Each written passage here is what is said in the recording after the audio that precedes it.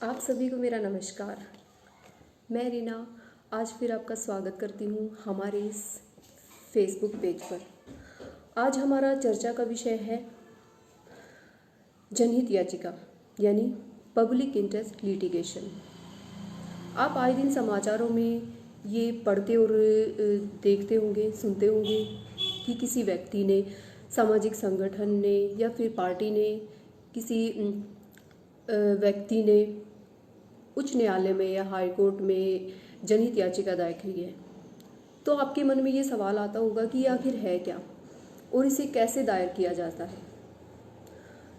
अगर एक व्यक्ति के अधिकारों का हनन हो रहा हो तो वो निजी यानी पर्सनल इंटरेस्ट लिटिगेशन कहा जाएगा। अगर बहुत सारे इससे प्रभावित हो रहे हों तो इसे पब्लिक यानी जनहित याचिका माना जाएगा। भारतीय संविधान में मुकदमे सार्वजनिक हितों की रक्षा के लिए मुकदमे का प्रावधान है, लेकिन ये मुकदमा इन सब से अलग है। इसमें ये ज़रूरी नहीं है कि पीड़ित पक्ष न्यायालय में स्वयं जाए। कोई भी व्यक्ति उनको न्याय दिलाने के लिए, उनके हितों की रक्षा के लिए जनहित याचिका दायर कर सकता है। सबसे पहले हम बात करते हैं कि यह कब शुरू हुआ। तो 70 के दशक में इसकी शुरुआत हुई थी। जनहित याचिका की 70 के दशक में शुरुआत होकर 80 के दशक में इसकी अवधारणा पक्की हुई थी। जस्टिस PN भगवती को इसका जनक माना जाता है, यानी उन्होंने इसमें भारत में जनहित याचिकाओं का प्रारंभ किया था जस्टिस भगवती ने। उस समय पर एक चर्चित मामला सामने आया था, मेनका गांधी पासपोर्ट मामला। जब दिल्ली सरकार के पासपोर्ट अधिकारी ने 2 जुलाई 1977 को मेनका गांधी को पासपोर्ट धारा 10C के तहत अपना पासपोर्ट जनहित में जमा करवाने के लिए 1 हफ्ते के अंदर जमा करवाने के लिए कहा गया था। उसके बाद मेनका गांधी ने भारतीय संविधान के अनुच्छेद 32 के तहत भारत सरकार के इस आदेश को चुनौती देते हुए अनुच्छेद 32 के तहत एक याचिका दायर की थी, जिसमें उन्होंने कहा था कि उनके भारतीय संविधान के अनुच्छेद 21 के तहत उनके मूल अधिकारों का उल्लंघन हो रहा है। इसके बाद 1978 में जस्टिस भगवती ने एक अहम फैसला सुनाते हुए मानव जीवन के अधिकारों की व्याख्या की थी। उन्होंने ये कहा था कि कोई भी सरकार किसी भी व्यक्ति के आवागमन पर रोक नहीं लगा सकती। ये उनका मौलिक अधिकार है कि कोई भी कहीं भी आ जा सकता है। और उन्होंने कहा था कि एक आदमी के पास अपना पासपोर्ट रखने का अधिकार है। इस तरह से 1986 में आम जनता को ये अधिकार मिला था कि वो जनहित याचिका दायर कर सकते हैं। तो जनहित याचिका दायर करने के लिए ज़रूरी नहीं कि पीड़ित पक्ष को ही अदालत में स्वयं जाना होता है। कोई भी व्यक्ति जनहित याचिका दायर कर सकता है। सबसे पहले ये जनहित याचिका दायर कब कर सकते हैं। तो जनहित याचिका दायर करने के लिए सबसे पहले ध्यान में रखना होगा सार्वजनिक हितों में। जैसे अगर सरकार की किसी नीति से या योजना से बहुत सारे लोग प्रभावित हो रहे हैं या उस योजना से लोगों के जीवन पर बुरा प्रभाव पड़ रहा है, तो जनहित याचिका दायर की जा सकती है। किसी एक व्यक्ति के निजी हित के लिए भी जनहित याचिका दायर कर सकते हैं। इसके बाद है जनहित याचिका दायर कौन कर सकता है, किसे यह अधिकार है। तो भारत का कोई भी नागरिक जनहित याचिका दायर कर सकता है। शर्त यह है कि यह याचिका जनहित में दायर की जाए, ना कि निजी हित में। कभी कभी मामला इतना गंभीर होता है और मामले की संवेदनशीलता को देखते हुए स्वयं न्यायालय भी संज्ञान लेता है और उस मामले को निपटाने के लिए एक वकील की भी नियुक्ति करता है। तो कोई भी भारतीय नागरिक, आम नागरिक जनहित याचिका दायर कर सकता है। उसके बाद है ये याचिका दायर कहाँ की जाती है। तो उच्चतम न्यायालय यानी सुप्रीम कोर्ट, उच्च न्यायालय यानी हाई कोर्ट। तो सुप्रीम कोर्ट और हाई कोर्ट में इस याचिका को आप दायर कर सकते हैं। उसके बाद आता है इसकी क्या प्रक्रिया है, इसको दायर करने की क्या क्या प्रक्रिया है, क्या क्या चरण है, उसकी हम चर्चा करते हैं। तो याचिकाकर्ता को सबसे पहले क्या करना है, जिस मामले में उसे अपनी याचिका दायर करनी होती है उसे पूरी तरह से उसकी छानबीन करनी चाहिए, उसके सभी पहलुओं को देखना चाहिए, सभी जानकारियों को इकट्ठा करना चाहिए। अगर याचिका कई व्यक्तियों से संबंधित है तो उसे सभी व्यक्तियों के साथ विचार विमर्श करना चाहिए। और याचिका अगर एक बार व्यक्ति याचिका दायर करने का निर्णय ले लेता है तो उससे संबंधित आंकड़ों को और दस्तावेजों का उसे एकत्रित करना चाहिए और निरीक्षण करना चाहिए, जिससे उसके केस को मजबूती मिले। कोई भी व्यक्ति याचिकाकर्ता जो याचिका डालता है वो स्वयं भी अपनी बहस कर सकता है या फिर बहस करने के लिए किसी वकील की नियुक्ति कर सकता है। सबसे पहले उसे अपने याचिका में बताना होगा कि कैसे यह मामला लोगों के सार्वजनिक हित को प्रभावित कर रहा है या लोगों के जीवन पर बुरा असर डाल रहा है, तभी यह याचिका न्यायालय में स्वीकार की जाएगी।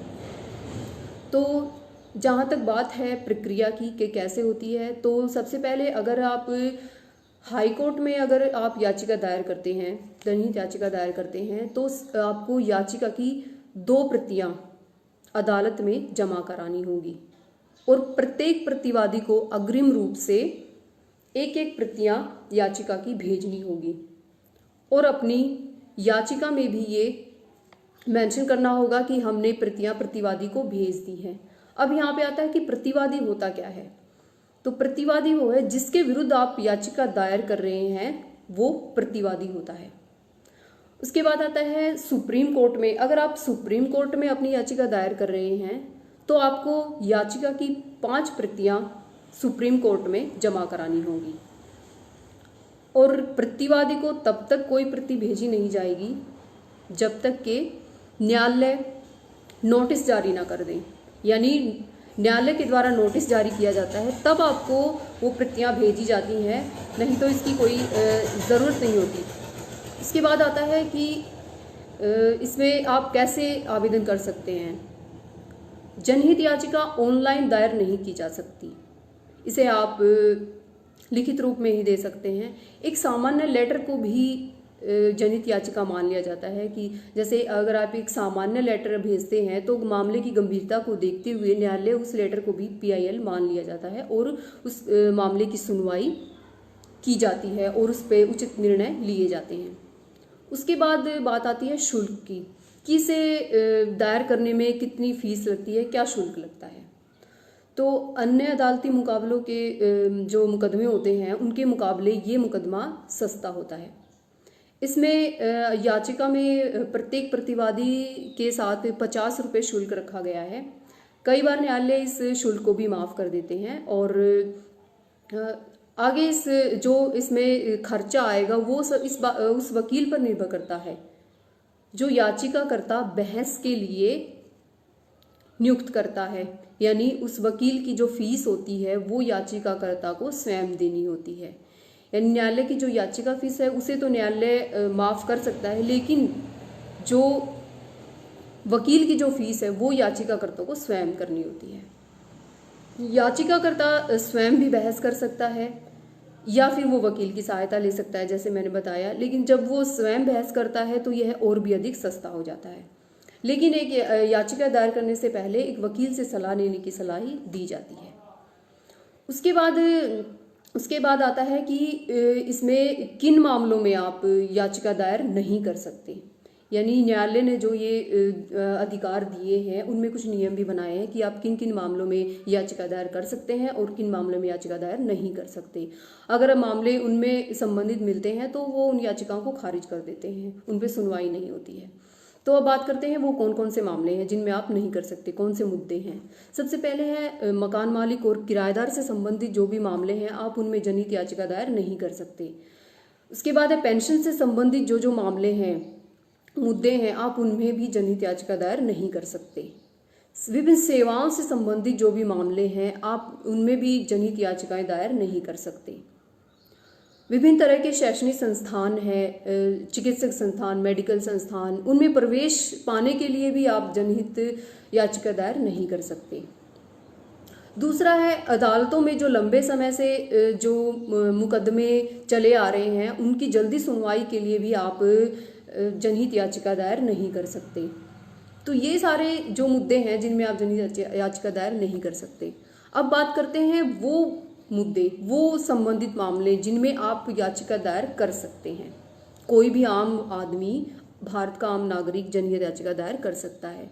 तो सबसे पहले है अगर किसी के मूल अधिकारों का, मौलिक अधिकारों का हनन हो रहा है, उल्लंघन हो रहा है, जो हमारा संविधान हमें देता है वो अधिकार, अगर उनका उल्लंघन हो रहा है तो आप इस मामले में आप जनहित याचिका दायर कर सकते हैं। उसके बाद आता है कोई सरकारी अधिकारी अपनी कर्तव्य का, अपनी ड्यूटी का अच्छी तरह से उनका पालन नहीं कर रहा तो उसके खिलाफ आप जनहित याचिका दायर कर सकते हैं।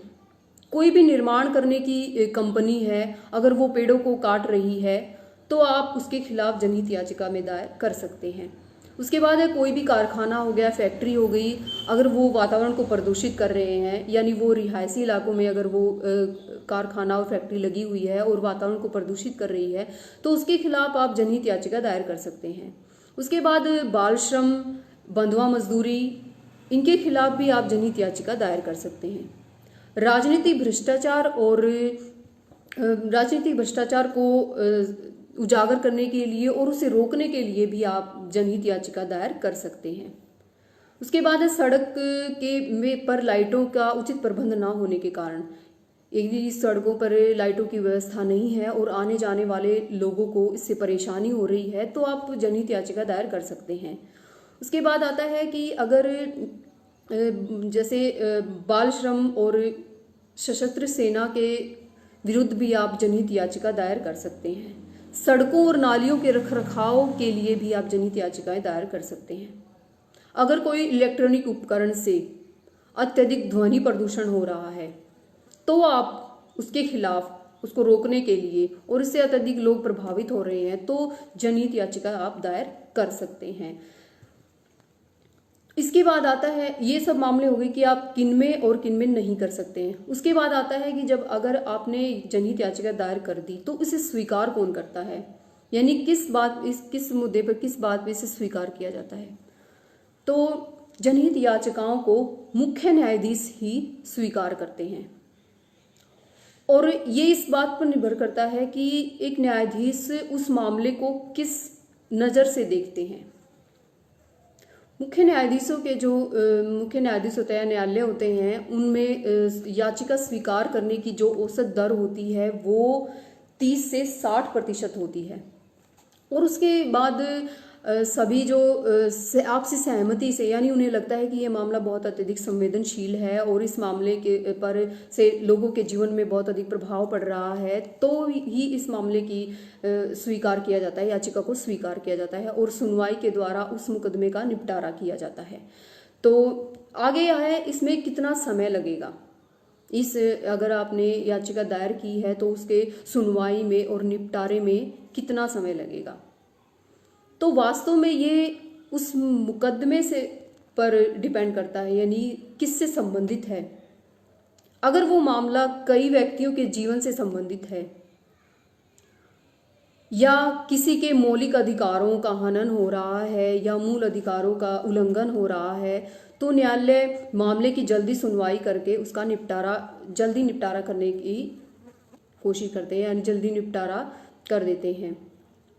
लेकिन क्या है कि जनहित याचिकाओं के बहुत अधिक जनहित याचिकाएं न्यायालयों में जमा होने के कारण जो मुकदमों की सुनवाई है और उनका निपटारा है उसमें सालों लग जाते हैं। लेकिन इसमें एक देरी का कारण ये भी है कि मामले की सुनवाई के दौरान जो कोर्ट है वो केंद्र सरकार को या अधिकारियों को दिशा निर्देश देकर कार्य भी सौंप सकते हैं। दोनों पक्षों की अंतिम सुनवाई के बाद ही मामले से या याचिका से संबंधित मामले पर अंतिम निर्णय सुनाया जाता है। तो इसके बाद आता है कि इसमें क्या क्या, इसमें जो ये याचिका है इसमें कुछ बेनिफिट्स हैं तो कुछ समस्याएं भी हैं। बेनिफिट्स के क्या क्या हैं कि इससे लोगों के अधिकारों का, अपने अधिकारों के प्रति जागरूकता बढ़ी है कि उन्हें क्या क्या अधिकार मिले हुए हैं, उनके मौलिक अधिकार क्या क्या हैं, उन सबको उनको जानने का मौका मिला है। और इस सब से क्या है, उनको अपनी नए तरह के अधिकारों का जन्म हुआ है, उनके नए तरह के अधिकारों का जन्म हुआ है। और इसमें समस्याएं क्या क्या है कि कभी कभी न्यायालय ऐसे जनहित याचिकाओं के आ जाने से उन पर क्या हो गया है, बोझ बढ़ गया है।